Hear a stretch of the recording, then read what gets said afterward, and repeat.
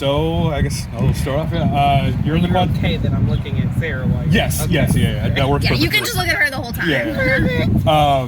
You're in the Quad Cities. What are you excited for? It's good to be back in the Quad Cities. This is an excellent community to organize in. Lots of folks who are eager and excited. I will never forget, I organized an Obama event back in 2012 with Gabrielle Union, and we expected maybe 50 to 100 people to show up. And man, we were at this park. We had to change all of our snow fencing because there was more than 500 folks out there. So this has always been a community that I've loved to organize in, loved to be a part of, because people want to see critical change happen in their communities. And I'm here to, one, listen to folks, to understand what they want to see change. But I also want to hear about the good that they see in their communities today too. And this is a group of women primarily, and I'm excited to see what they've got to say. Yeah, so the most recent Iowa poll put you about 8 points behind Kim Reynolds, and some low-ish name recognition. I'm wondering, what your thoughts are on overcoming those hurdles in this race. The basis of any campaign, if you're doing it right, you're meeting people where they are. And that's where people truly get to know you. This is an opportunity for me to, one, get out there and reconnect with folks, and also remind people of who I am, because a lot has happened over the last couple of years. And so our effort to get everywhere throughout this state will help us shrink that gap with name recognition, and also shrink that gap related to where we are in the rankings with Kim right now. Yeah, and so I know Ross Smith dropped out of the race and cited some fundraising concerns, and you yourself reported about $8,500 in cash on hand. I'm wondering if you're also having the same fundraising troubles, and if that's changed since the State of the Union that Kim Reynolds gave. Yeah, so when we look at last year, it was incredibly challenging fundraising for everybody who was fundraising. I mean, not only did we have the holidays, we also had incredible school board and city council races in communities like Davenport, where people wanted to volunteer, contribute their time, so on and so forth. And so coming into January, we had our best month that we'd ever had throughout this campaign. But what I will say, from August to December, we set a record with more than 7,000 contributions in the door. Average contribution was $38. And so people have been contributing, and now they're contributing at record numbers. 2 weeks into February, we had already beat our January numbers. And so we're on an upward trajectory.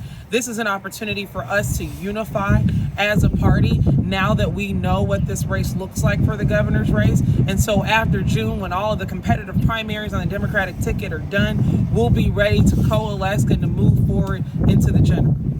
And for people who might not know, who you are, why you're running against Governor Reynolds, do you want to tell a little bit about why you're running for governor and some of the issues that you are passionate about in Iowa? Yeah, not allergies. 50 degrees. Hold on just a second. I'm sorry, y'all. Something's growing. Okay. Repeat that question for me again, Sarah. You just want to go over some of why you're running for governor, some of the issues that you're passionate about in Iowa? Absolutely. I'm running for this office because I believe in this state, and I believe in what it can be. As I travel throughout Iowa, I hear about all the good that exists in our communities, but I'm also looking for challenges that people are experiencing. And so this process in running for this race is, one, to not only acknowledge the challenges that Iowans are facing, but to actually do something about it. This is a state that was once number one in education. I want to get us back there. We're 44th in the nation in mental health care worker availability. I know Iowa can do better than that. We're 45th in the nation in broadband speed. I know Iowa can do better than that. We feed this world and we fuel this country, and we've got to reclaim our stature as leaders, not only for Iowans, but for this entire country, because we're good at that, and we're better than where we are right now, and I want to see us live up to our potential. Yeah. I think I don't have anything else for you. If you guys. No, I'm good. I guess I've been reading some reports about the Democratic Party potentially looking for another candidate. Do you have any thoughts on that? I don't know that there's any candidate to look for. Yeah. Yep, Definitely. I'm here. We're doing this work, and we've gotten more than 100 endorsements throughout the state. These are community leaders, elected officials, former folks who have been engaged in the party. We're meeting people where they are in every community. We're trying to even bring those folks who are in competitive primaries together. And so we're doing this work. We're planning everything that we can possibly plan in efforts to be successful in November. So we've got a lane, and we've got to use it. I have one more question. What's the number one thing that you want people to know about you and why they should vote for you? The number one thing is that I'm a problem solver. And the challenges that government is inflicting on regular, everyday individuals has to be interrupted.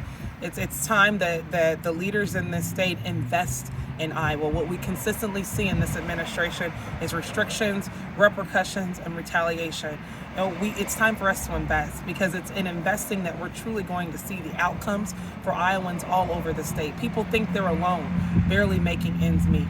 People think they're alone when they have to work 2 and 3 jobs to put food on the table. People think they're alone when they have lack of access to health care and mental health care, but you're not alone. And I see that you're not alone, and I'm willing to help you through this process by making sure government is doing its job. All right. Thank you so I don't have anything much. else to say, but I think we're good. Cool beans.